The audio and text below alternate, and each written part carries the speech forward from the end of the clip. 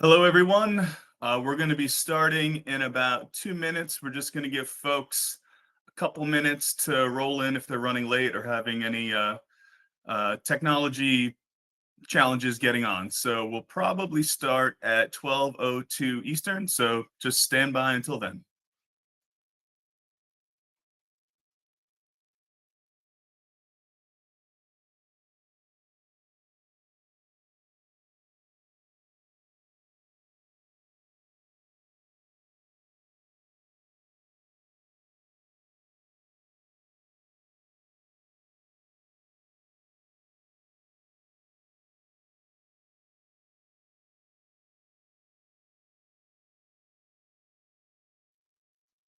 Just building a little drama before we start.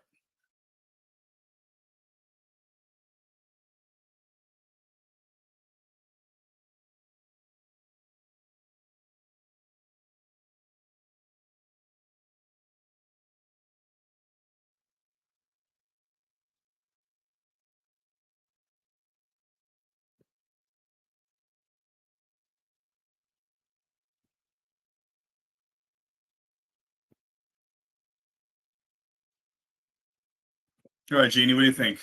Think it's time for us to bring the thunder? Yeah, I think we're good. All right. Okay, cool.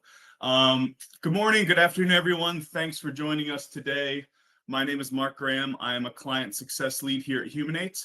And today I'm joined by my wonderful colleague, Jeannie Hoyer. We are your humble hosts for today's webinar. Thanks so much for joining us. Today we're going to be talking about experiences, specifically how understanding Gen Alpha today is the key to designing customer experiences for tomorrow. A couple quick housekeeping items before we jump in. We have about 35 minutes of content for you today. So there's a chance we could wrap a little bit earlier than the 45 minutes that we allotted. So we'll see how it goes. Today, we're going to be throwing a lot of insights and data points at you as we go through. Much of those insights and data stems from a research study that we conducted earlier this year. If you didn't know, Humanate is a global research and insights firm. So some of the stuff that we're going to be pulling from is a study that included some desk research, a quant survey with 4,200 respondents over 7 global markets, and then even some concept development work. So some pretty robust thinking went into this content. And finally, if you feel compelled to make a comment, ask a question, or you just want to compliment me or Jeannie, you can certainly do that using the chat function and also the question feature as well. So we'll take some time at the end to answer any questions that we collect along the way in real time. So yeah, we have a little time for that at the end, so don't hesitate. So I think I've given you the compelling intro. Let's get after it. All right, so we are going to start today with a pop quiz or a provocation, if you will. Tell us, so here's the question. How much do you disagree or disagree with the following statement? My organization prioritizes customer experiences. And so you have your answer options here to the right. I believe they look all mutually exclusive, I think. So why don't you take a moment, ruminate on it, and post your question, your answer in the poll. We'll give you a minute or so, or maybe less than a minute, to phone a friend if you need to and give us your answer.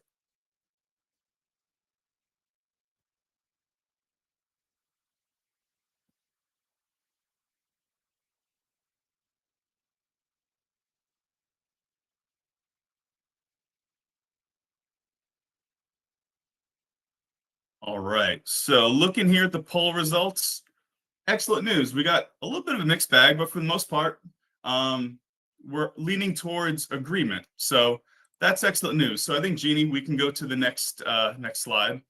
So great to hear that you guys are part of organizations that prioritize customer experiences. So let's continue with another provocation. Why experiences? Why do they matter? Why should we even care?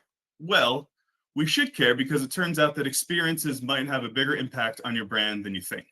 Let me throw 2 data points at you. First, our studies show that 72% of consumers in the US said that the best brand experiences make them feel something, not just solve a problem. And then other studies that we've seen show that experiences can account for about 3/4 of brand perceptions, whereas paid media only contributes to about 1/4. So the implication here is that things like app interactions, product encounters, even those unsexy things like customer service calls, they're shaping how people see your brand far more than your latest campaign. So given the critical importance of experiences, our desired outcomes of today's webinar is to provide you some guidance and inspiration on how your brand can go beyond satisfaction and stand out in meaningful ways.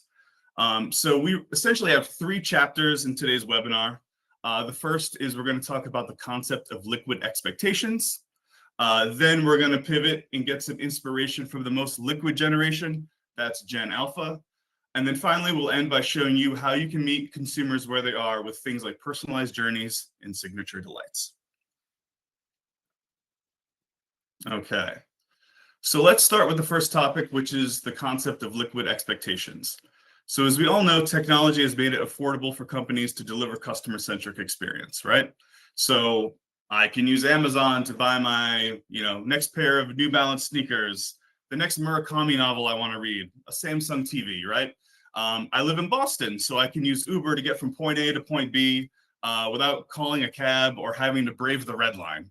I can book a whole vacation on a travel app without talking to anybody or doing a whole lot of desk research, right? The list goes on and on.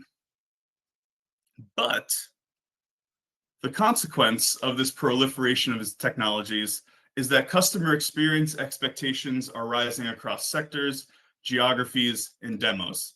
I told you I'm coming hard with the facts today. Here's another data point, right?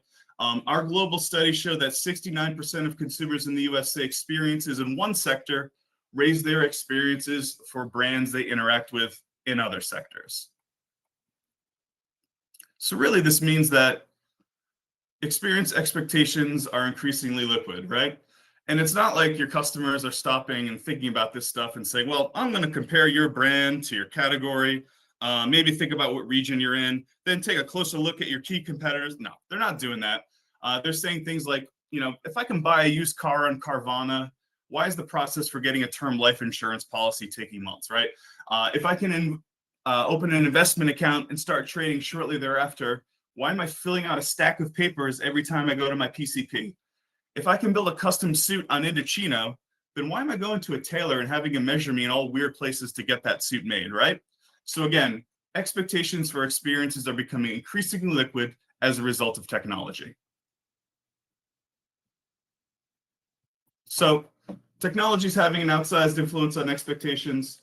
The other thing that's having an outsized influence is our younger generation. Some data points on the influence of children today, right? We've seen from Axios that children age 8 to 14 influence 42% of household spending in the US. 51% of parents and grandparents say kids influence purchase decisions on average across all product categories. And then 81% of adults admit they ask younger people under 25 for advice on technology or digital experiences, right? So this is a young generation that's growing in influence when we're looking at spending and spending decisions. So ultimately, this means if we want to know where experiences are heading, if we kind of want to see where things are going, right? One way is to check in on Gen Alpha, which is pretty much everyone 15 or younger, right? So you guys see me, you see my hairline. I'm clearly not Gen Alpha, but it's likely that you have someone in your life that's Gen Alpha, whether it's a child, a grandparent, niece or nephew, a child of a friend, right? So we're probably familiar with someone in this generation. And we know that this is a demographic that's been raised on touchscreens, real-time recommendations, and interactive content. So taking a look at life through their eyes might help us define what good experiences look like moving ahead. Okay, so when we look at Gen Alpha in the context of experiences, there are 3 themes that we see that are particularly relevant for brands. The first one is from scroll to soul. I have to say that slowly or else I'll mess it up. Scroll to soul, all right? So when we think about Gen Alpha, they are known for their fluency with touchscreens, voice assistants, and other tech platforms from infancy. Many of these folks are interacting with touchscreens before even learning to speak. So we have a little video to show you just to demonstrate that. So if you look here to the left, we have an adorable baby, totes adorbs, And if we look at her, she's using an iPad. And if we look closely, she's actually kind of using it well, right? She's figured out how to swipe from screen to screen. It looks like she might even be able to go from app to app, right? She's probably showing more skill with this iPad than our parents or grandparents, right? Certainly my mom, can't do something like that. So ultimately, if this infant can navigate a device like this at such a young age, it means that for brands, digital interaction isn't that impressive. It's expected. It's table stakes. And then beyond screens, this is a generation that's growing up interacting with AI. A stat that we saw said that 51% of 8 to 11-year-olds have used generative AI tools at some point in their life. All right. And that brings us to our second theme, which is AI as a companion. So sure, we've all heard the stories, right? There might be examples of the misguided teenager who uses ChatGPT to plagiarize their paper on The Great Gatsby, right? That happens. We're not denying that's part of the story, for sure. But more broadly, we're seeing that Gen Alpha uses AI tools in all sorts of ways, ranging from a sidekick to a co-creator, even an imagination amplifier. And so we have another video to show you that demonstrates this, right? So if you look closely here, what we're showing here is a screen share. And this is a little girl here. And what's going on here is that this is an 8-year-old girl that's using a tool called Cursor AI to build her own website, right? She has no prior coding experience, didn't go to coding school, didn't go to summer nerd camp, right? This is all stuff she was able to figure out on her own.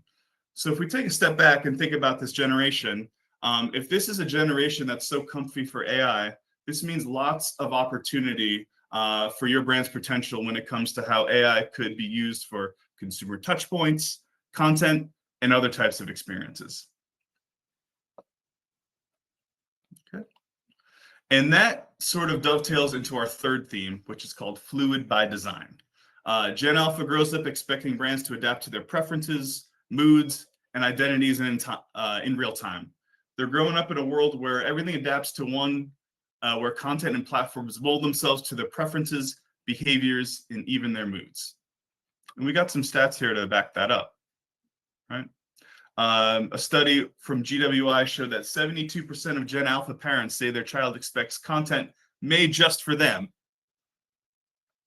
And another study, we saw that 64% of 6 to 11-year-olds prefer brands that know their preferences and adapt. All right. So in summary, when we're thinking about Gen Alpha, this is a demographic that represents the coalescing of digital and human. They're challenging all of us to consider the right balance between human and technology, and they're setting a bar for more fluid, dynamic, personalized, and immersive experiences. So you guys have heard me drone on for a few minutes now. Hopefully you've tolerated my dad jokes. With that final thought, I'm going to pass it over to Jeannie, who's going to talk about 2 opportunities we're seeing in the realm of experiences. So over to you, Jeannie. Thank you, Mark. All right. So we are going to dive into how brands can tap into both personalized journeys and signature delights, 2 aspects of brand experiences that our proprietary research reveals matter to both consumers young and old. And as an overarching framework, we used our now, wow, how approach, which is a simple but powerful way to go from scanning the horizon to creating tangible experience concepts that brands can actually take action on. We've all experienced the rise of personalization over the last decade, from Spotify Wrapped, which curates custom listener summaries for the year, to the Barbie TikTok trend shown here, where people are using ChatGPT to upload a photo of themselves and have it translated into a custom Barbie. Today, personalization comes in so many forms, and that's all because there's an overload of data that brands have on their consumers, and technology is becoming increasingly capable of making use of that data in creative ways. And really what we're seeing is that people expect to be seen, understood, and empowered at every step. Our What Matters 2025 study revealed that after decades of choice overload, People are shifting from the mentality of more options is better to only show me what matters to me. And it reminds me of when I'm using my Kroger grocery app, and what they're first showing me is those coupons and digital deals for the products that I buy most frequently, which just makes it easier and faster to save on the food that my family actually eats. Today, 57% of US consumers expect experiences to feel personalized to who they are and what they need. And as we've said, that bar for personalization is continually rising. So, what does this mean for brands exactly?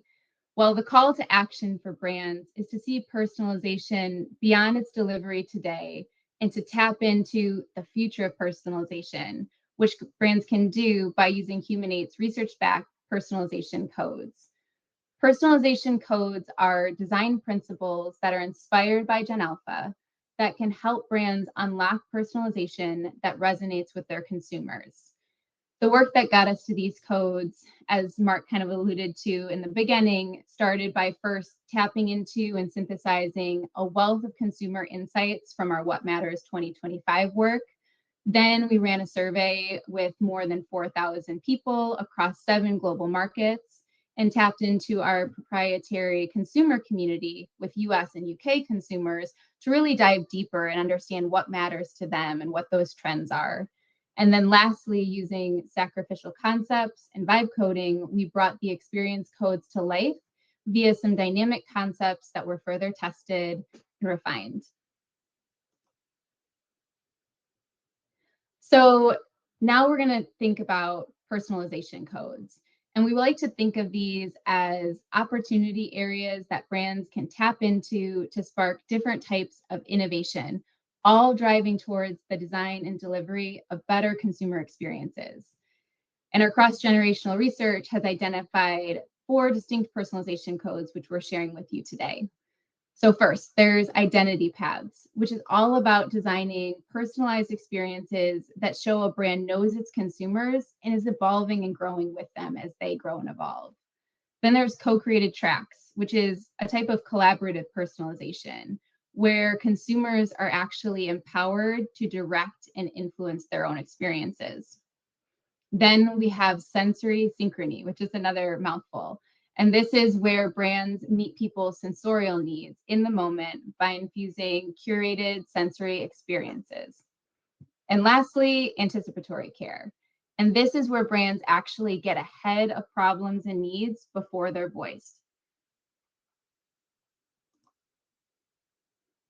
Among US consumers, we found that anticipatory care is the personalization code that has the broadest relevance across generations, with 65% of American consumers finding this to be relevant to them. So let's zoom in on this code. Being a global agency, we wanted to pull together some examples of brands around the globe that are bringing this code of anticipatory care to life in new ways. Swiss insurer Balloz is automatically detecting predefined triggers like flight delays, baggage issues, or even bad weather, notifying their customers and making claims instantaneous and hassle-free. China Ping Insurance provides its travel insurance customers with automated benefits such as lounge access and rebooking flights if they're hit by things like delays or cancellations. And then Starbucks, their AI engine Deep Brew is analyzing your purchase history, local weather, and other signals to suggest personalized menu items based on your past behavior patterns, suggesting a drink before you even know or consider that you want one. And then there's BetterUp, which is an HR platform that proactively activates personal coaching for employees, helping them to navigate challenges before they're escalated, providing the necessary coaching to ensure that people have the resources that they need to support their performance and for businesses to have higher retention.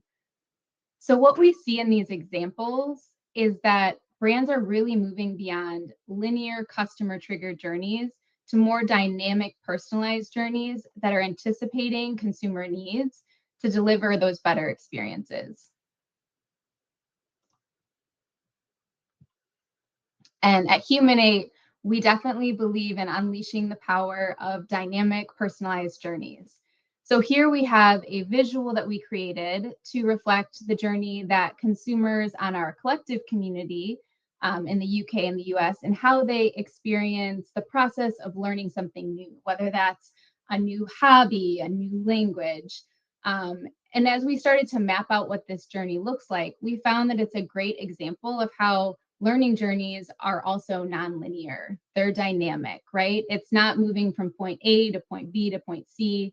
What you see here is more of a cyclical journey with these offshoots of trigger win loops where things are going really well and you're really understanding concepts and you're motivated to when you hit those frustration detours and you get delayed a little bit, or maybe you don't make progress for as long. So just to showcase an example of how there's many aspects even of our own lives that are far more dynamic than a simple A to B to C linear journey. Ultimately, the traditional way that we look at customer journeys being static and linear is no longer enough. Generic touchpoints often leave people disengaged, and ultimately, personalization will help boost brand relevance and drive growth. BCG estimates that brands leading personalization see up to 30% higher engagement and 5 to 15% higher revenue growth. These are the kind of growth stats that every brand is chasing. So let's move on to our second experience code that we are spotlighting today, signature delights. Signature delights comes down to going beyond basic utility to design experiences that intentionally spark that emotional reaction and bring unexpected joy. And if we maybe think back to a college course or, if we've ever heard of the peak end rule, this makes sense to us, right? As a design principle, because this rule tells us that people at the end of an experience remember the peaks or the extremes, not the averages. And this reminds me of an experience I had at Trader Joe's. I remember being extremely pregnant and tired after a long week, but I had to get groceries. So there were plenty of things in that experience that Trader Joe's couldn't control. The parking lot being full, as it almost always seems to be, the long lines. But what definitely defined my experience at the end was the way that they infused an unexpected delight. So at checkout, I must have been looking tired. They offered to take my cart and to my car and unload it for me. And the way that they offered it was both casual and caring, and like it was something they would just offer for a friend. So of course they would do it for a customer too. And to this day, I know that that peak is influencing my perception of Trader Joe's many years after that experience. Our What Matters 2025 report also supports this finding that people want more micro joys in their everyday lives, and for brands to deliver beyond just functional values, to deliver on their emotional needs as well. So now let's dive into the 4 distinct delight codes which resonate to varying degrees across generations. The first one we have is milestone magic, which is all about infusing delight by celebrating consumers' personal moments and achievements with meaningful cues and feedback. It's like you're on the journey with them, right? Surprise sparks involve introducing micro joys by breaking up otherwise predictable interactions. Peer power is about leveraging the power of authentic social and peer connections to really foster that sense of community. And lastly, we have sensory refresh, which is about incorporating tactile, low stimulation sensory cues that can create that physical grounding and emotional relief in a fast-paced tech world that is also craving real physical experiences. Let's zoom in on this last one, which really interests me, sensory refresh, to see how some brands are bringing it to life around the globe. So some examples we have here for inspiration, Lululemon. This started back pre-pandemic, but has continued and kind of morphed into different phases. They have these mind philosophy faces, which offer tactile and low stimulation or intentional sensory interactions that offer moments of grounding and meditation. Some locations now even offer medication escapes and classes in separate rooms. Or how Marriott allows people to visit and experience aspirational destinations without packing a bag or boarding a plane or making the investment. They do this using Oculus Rift and 4D sensory elements to create a truly immersive augmented reality travel experience. Then there's Lego, who's offering free sensory bags for people to use as they shop their stores to reduce sensory overload while shopping. And these bags include things like noise reducing headphones, fidget toys, cue cards, and even strobe reduction glasses. And it's just such an intentional and kind way to offer overstimulated shoppers a sensory refresh. Now, while these examples serve as great inspiration for brands to start to just reconsider how they can build more meaningful personalization and delight into their brand experiences, what we know as experienced researchers is that consumers often struggle to articulate what it is they actually want from your brand. And this is where we come in to partner with brands. So we start by leveraging what do you know now? And we want to get smart about analyzing and synthesizing what you already know about your customer experiences and journeys to map that out and really start with a strong foundation. Then we identify what additional knowledge we need to go out and get in the wow phase so that we can identify those critical experience opportunity areas and ensure that your experience concepts are rooted and really anchored in consumer insights that will drive better and more memorable brand experiences and growth for your brand.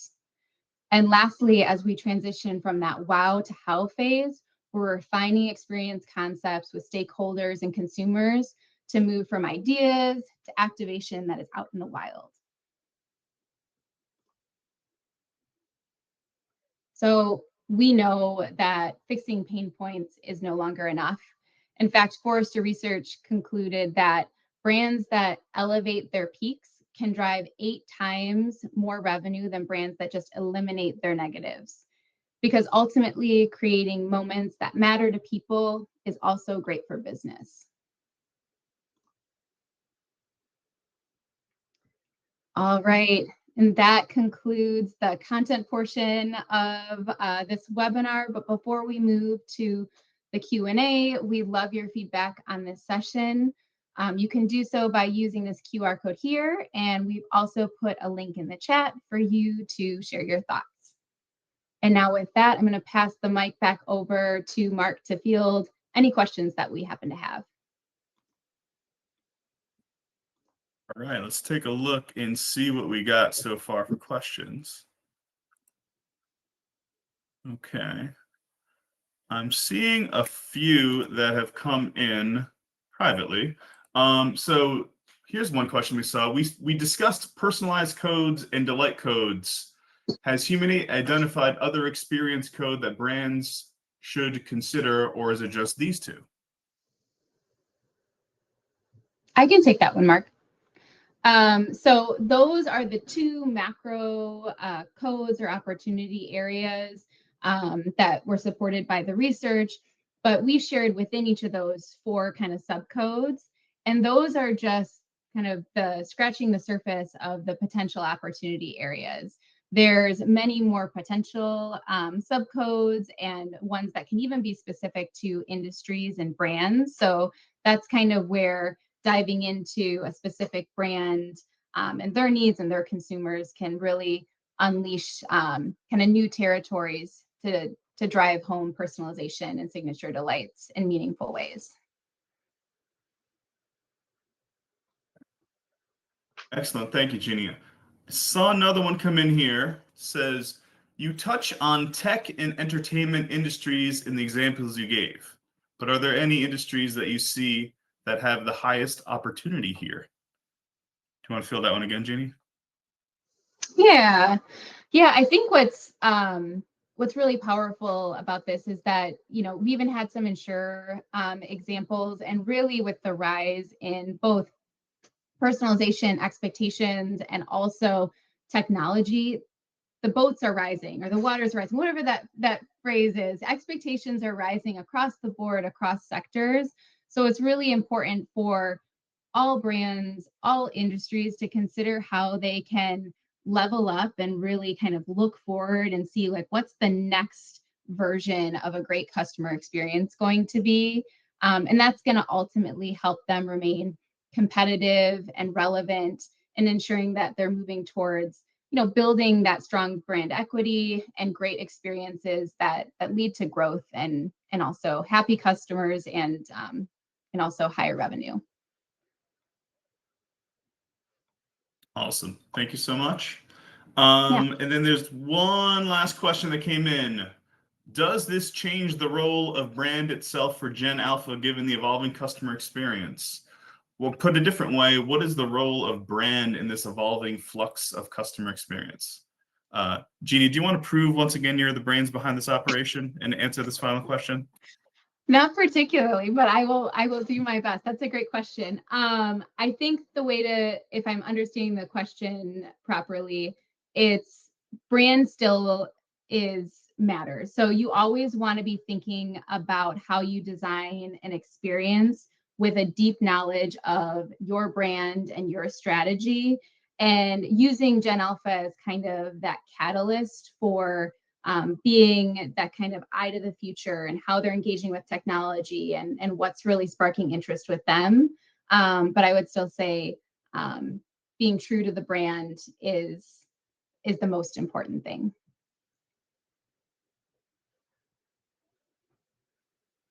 Okay, I think that's all the questions I see came up on my end. I'm not seeing any other questions or content in the chat. So I guess with that, I think that wraps up our webinar for today. Thanks so much, everyone, for joining us. Again, we appreciate you taking the time. You see our email addresses if you feel compelled to ask a follow-up question or there's something you think about afterwards. Jeannie and I would be happy to answer questions via email. So you see our email addresses there. Yeah, so with that, enjoy the rest of your day and the rest of your week. Yeah, thank you so much, everybody. Bye.